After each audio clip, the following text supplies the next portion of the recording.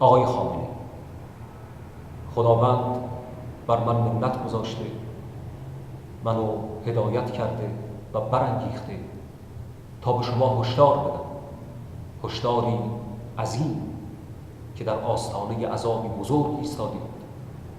اگر تصمیم غلط بگیرید، خودتون و این مردم رو با خودتون به کام عذاب خداوند میبرید و این عذاب از شما دور نیست، خودتون حسش میکنید.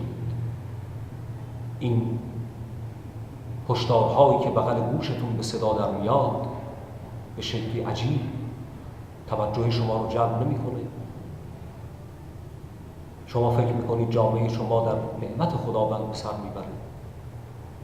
شما در غضب و خشم خداوندید. به خودتون بیایید و سعی کنید قبل از اینکه کار از کار بگذره اصلاح کنید خودتون رو به سمت خداوند، توبه کنید. درهای رحمت الهی به روی شما همیشه بازه، نه به روی شما که به روی همه بندگان خداوند. خدا از ما توقع داره که پاکدلانه رو به سوی او بکنیم، شریک براش قائل نشیم، خودمون رو بزرگتر از او نبینیم، نفس خودمون رو خدای خودمون نگیریم، خودمون رو با او اشتباه نکنیم.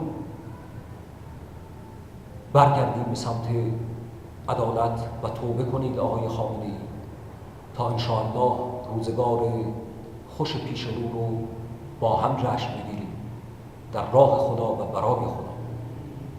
و اگر برنگردید مطمئن باشید که در آینده نچندان دور گرفتار عذاب بزرگ خداوند میشید، کما اینکه امروز در عذاب دردناکش اسیر.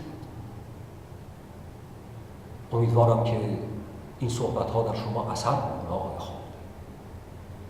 از خدا میخوام به سخنم توانی بده، نیرویی بده که در گوش سنگین شما اثر کنه. من دلم میسوزه برای شما و دلم میسوزه برای این مردم که با تصمیمات نادرست شما در آستانه آینده بسیار خطرناک و سختی قرار گرفتند. و اما مردم، شما هم دست کمی از رهبرتون ندارید. مردم بر دین پادشاهانشون هستند. زندگی شما تمامش شده دروغ، پلیدی، زشتی. نمیدونم خودتون خسته نشدید از این وضع؟ به عجز نیامدید؟ تا کی میخواید به این وضعیت ادامه بدید؟ به خدا قسم این راه زندگی نیست. بعضی از شما مست شدید و مسخ شدید، دیگه خدا رو هم بنده نیستید. قبول ندارید خدا، در خدا شک. بعضیاتون که مدعی خداپرستی هستید در شرک قوطه برید. تمام زندگی شما رو خدایان متعدد گرفتن، از رئیس ادارتون تا امام رضا، تا امام زمان، تا پیغمبر خدا. همه آسمانیان رو و زمینیان رو واسطه کردید و خدا گرفتید تا به زندگی حقیقتون برسید. درد شما چیه؟ جز دنیا چه دردی دارید؟ تمام مشکل شما رفاه و شکم و شهوت و مقام و در یک کلمه دنیا زدگی. مریض شدید شما مردم، بیمار شدید. دست از این جهل بکشید. به خدا قسم آینده بسیار بدی در انتظارتون. شما در مراحل خطرناکی از زیستتون زندگی میکنید.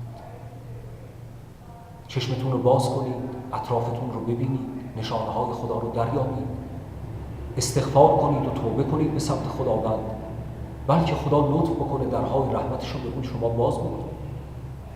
شما همون مردمی هستید که درست در روزگاری که سیاهی و تباهی و بیخدایی تمام زمین رو داشت فرا می‌گرفت، نور امید در ایران، در کشور شما دمیدن گرفت و شما آرزوی حکومت الهی کردید.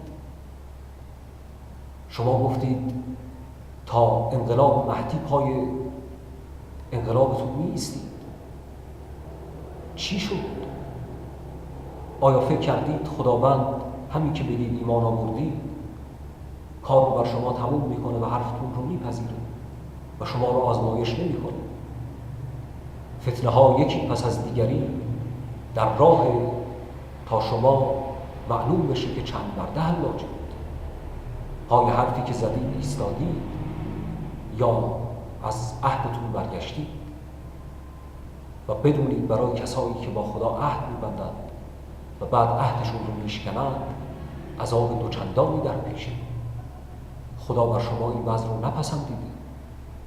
خدا برادری و راحتی و رفاه و عزت و محبت و مهربانی رو بر شما پذیرفته و پسندیده. این وضع اسفباری که دچارش هستید شایسته شأن یک انسان نیست. انسانیت اقتضاعاتی داره که جامعه ما ازش واقعا بی‌بهره است. به عنوان یک برادر کوچک، به عنوان یک همشهری شما، به عنوان یک هموطن شما، هم نوع شما، نمیدونم چجوری فکر میکنید. هر کی هستید، با هر تفکری هستید، بفهمید که ما در شرایط خطرناکی قرار داریم. به خودتون بیایید با هم دعوا کنیم، ببینیم چه کار باید بکنیم، چه تصمیمی باید برای آینده بگیریم. من احساس میکنم ما در پایان قرون وسطای اسلامی هستیم و در آستانه رنسانس، همون جایی که مردم اروپا تصمیمی گرفتن که امروز دنیا ثمره اونه. ما چه تصمیمی خواهیم گرفت؟ و مطمئن باشید که وقت زیادی نداریم و باید هرچه سریعتر تکلیف خودمون رو روشن بکنیم. و اما درباره نجم هدی،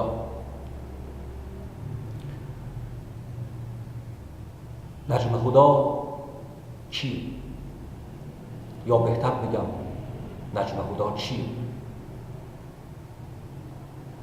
نجم هدی عنوان یک پروژه بزرگ علمی و تخصصی که اگر بگم بزرگترین پروژه علمی و تخصصی بشر در طول تاریخ تا امروز پروژه نجم هدی است، در حقش گزاف نگفتم. پروژه‌ای که با همه عظمت و بزرگیش بخش مدیریتی و معیشتی یک پروژه بزرگتر به نام دارالسلام یا انسان شهر. پروژه‌ای که کارفرمای اون شخص حضرت انسان کامل امام زمان هستند و اولین کارگزار و پیمانکار اون بنده و بالقوه همه شما مردم ایران و بلکه 7 میلیارد انسان روی زمین. همه ما این توان رو داریم و این آمادگی رو هم میتونیم داشته باشیم که از پیمانکاران این پروژه بزرگ یعنی دارالسلام باشیم.